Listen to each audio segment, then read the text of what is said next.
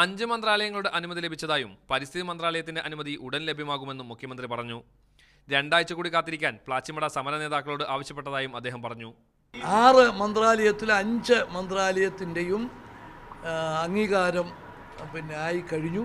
ഇനി ഒരു മന്ത്രാലയത്തിൻ്റെയാണ് ഉള്ളത് പരിസ്ഥിതി.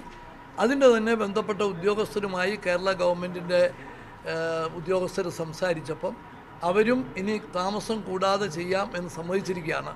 അപ്പോൾ ഈ സാഹചര്യത്തിൽ ഒരു 15 ദിവസം കൂടി അവരോട് കാത്തിരിക്കാൻ ഞങ്ങൾ ആവശ്യപ്പെട്ടിട്ടുണ്ട്. അവർ അതിനിടയ്ക്ക് സെക്രട്ടേറിയറ്റ് പടിക്കലേക്ക് നിരാഹാര സമരം വ്യാപിപ്പിക്കുന്നതിനുള്ള ഒരു തീരുമാനം ഉണ്ടായിരുന്നു. ആ തീരുമാനം നടപ്പിലാക്കുന്നത് 2 ആഴ്ച കൂടി കഴിഞ്ഞിട്ട് മാത്രമേ ആകാവൂ എന്ന് അവരോട് റിക്വസ്റ്റ് ചെയ്തിട്ടുണ്ട്.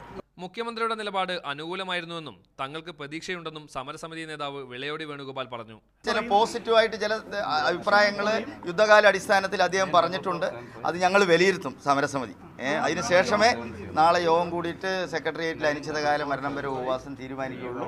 വിളയോടി വേണുഗോപാലിന് പുറമെ മുൻമന്ത്രി VC കബീർ, ഐക്യദാർഢ്യ സമിതി ചെയർമാൻ ലുക്മാൻ തുടങ്ങിയവർ ചർച്ചയിൽ പങ്കെടുത്തു.